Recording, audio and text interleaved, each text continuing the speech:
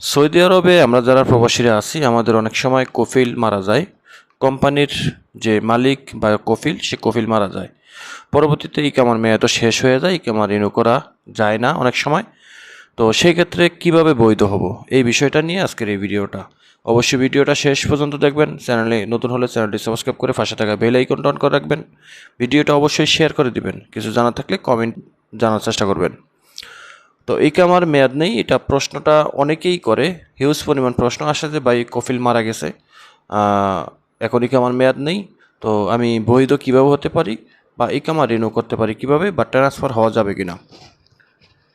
তো বিষয়টা হলো যে সৌদি আরবে যদি আপনি ট্রান্সফার হতে হয় তাহলে বেশ কিছু টার্মস অ্যান্ড কন্ডিশন মেনে আপনাকে ট্রান্সফার হতে হবে বা কাফালা হতে হবে। যেমন আপনার ইকামার মেয়াদ আছে, ওয়ার্ক পারমিটের মেয়াদ আছে, আপনি কফিলের সম্মতি ছাড়া বা কফিলের অনুমতি ছাড়া আপনি কাফালা হতে পারবেন না। আর যদি কফিলের অনুমতি ছাড়া কাফালা হতে হয় তাহলে আপনাকে অবশ্যই দেখতে হবে যে আপনার ইকামার মেয়াদ শেষ হয়ে গেছে এবং ওয়ার্ক পারমিটের মেয়াদ শেষ হয়ে গেছে, তবেই আপনি কফিলের অনুমতি ছাড়া কাফালা হতে পারবেন। আরেকটা হলো যে ইকামার মেয়াদ আছে, ওয়ার্ক পারমিটের মেয়াদ আছে, কিন্তু কফিল আপনাকে 3 মাস ধরে বেতন দেয় না, সেই ক্ষেত্রে আপনি মক্তবা আমলে মামলা করে আপনি সেখানে ট্রান্সফার হতে পারবেন অন্য জায়গায়। এটা হলো হিসেব। এখন কফিল মারা গেছে এবং ইকামারও মেয়াদ শেষ হয়ে যেতেছে বা শেষ হয়ে গেছে, তো সেই ক্ষেত্রে আপনি কি করবেন? এটা আমরা অনেকেই মোটামুটি জানি যে ওয়ারিশ, আপনার কফিল যদি মারা যায় তাহলে ওয়ারিশ সূত্রে কফিলের কে আছে, ছেলে আছে নাকি ওয়াইফ আছে, সেই ওয়ারিশ সূত্রে তাদের ছেলেদের কাছে আপনি ট্রান্সফার হতে পারবেন। সেটা যদি অন্য কোনো লাইসেন্সও হয় তাও কোনো অসুবিধা নাই, আপনি সংক্ষেপে ট্রান্সফার হতে পারবেন এবং সেখানে আপনার কাফালার খরচও লাগবে না। অর্থাৎ আপনার কফিল মারা গেছে, আপনি এখন ইকামা বানাতে গেলে কফিলের প্রয়োজন হবে বা কফিল মারা যাওয়ার কারণে এটা সরকারি খাতায় উঠে গেছে, যার কারণে তার লাইসেন্সটা টেম্পোরারি হয়ে গেছে। তো সেই ক্ষেত্রে আপনি চাইলে ট্রান্সফার হতে পারবেন। কফিলের ওয়ারিশ সূত্রে কে আছে, ছেলে মেয়ে, তাদের কি কোনো লাইসেন্স আছে কিনা বা মুআসাসা বা শরিকা আছে কিনা, সেখানে আপনি দেখে আপনি কাফালা হতে পারবেন। সেখানে একদম ফ্রি, কাফালার 2000 রিয়াল লাগবে না, ফ্রিতে ট্রান্সফার হয়ে যাব, কারণ ওয়ারিশ সূত্রে। ঠিক আছে।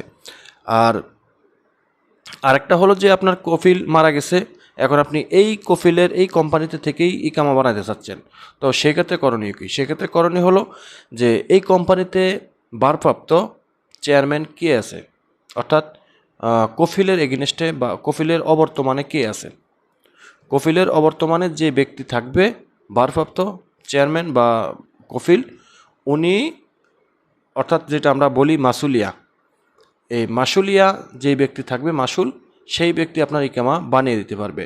আর যদি কোনো না কোনো কারণে, যেমন কফিল অনেক সময় মারা গেলে এটা তো সরকার জানে যে এই ব্যক্তি মারা গেছে এবং তার নামে লাইসেন্স আছে, হ্যাঁ, তার এই ইকামা আছে, যেটা তাদের পতাকা বলি আমরা, এগুলা অনেক সময় ভ্যান হয়ে যায় বা পর্যায়ক্রমে বন্ধ হয়ে যায়। তো সেই ক্ষেত্রে লাইসেন্সেরও উপরেও আপনার একটা ইফেক্ট আসতে পারে, আর যে ইফেক্টের কারণে আপনার ইকামাটা রিনিউ করা সম্ভব হবে না।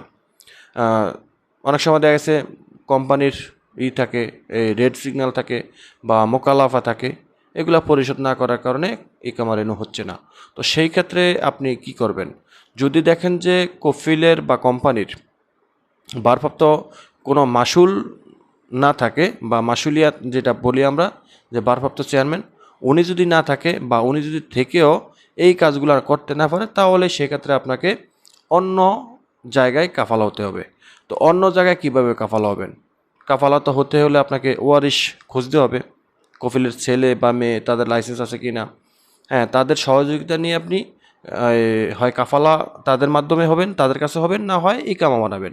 এখন কোনোটাই যদি সম্ভব না হয় তাহলে আপনি বাইরে যে কোনো একটা কোম্পানি বা যে কোনো একটা মুআসাসাতে আপনি কাফালা হতে পারবেন। আর সেই কাফালাটা হতে গেলে একটু সময় লাগে বা একটু দৌড়াদৌড়ি করতে হয়। আর সেটা হলো আপনাকে অবশ্যই মকতুবাল আমেলে যেতে হবে, মকতুবাল আমেলে যেতে হবে এবং জাওয়াদাতে যেতে হবে। ঠিক আছে, জাওয়াদাতে যেতে হবে আপনার ইকামার জন্য, মকতুবা আমলে যেতে হবে আপনাকে ট্রান্সফারের জন্য।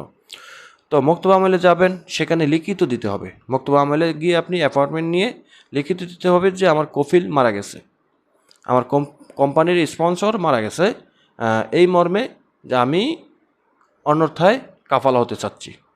সেখানে আমার ইকামা হচ্ছে না, ইকামার মেয়াদ উত্তীর্ণ হয়ে যাচ্ছে এবং তারা এই ইকামা রিনিউ করতে পারতেছে না, আপনাকে মক্তবা আমেলে একটা লিখিত দিতে হবে, আবেদন করতে হবে।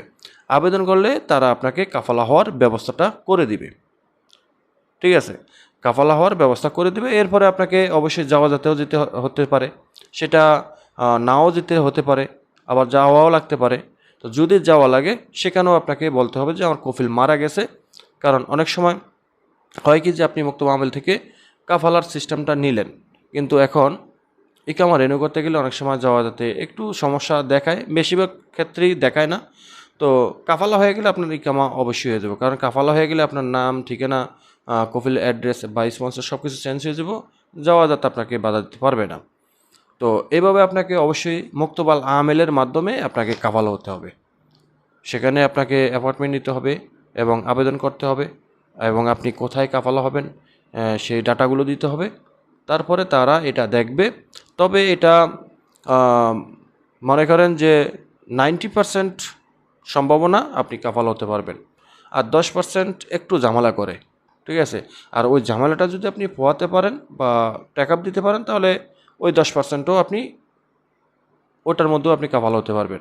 তবে 100-এর মধ্যে 90% কাফালা হওয়ার সম্ভাবনা আছে, 10% ঝামেলার মধ্যে দিয়ে যেতে হয়।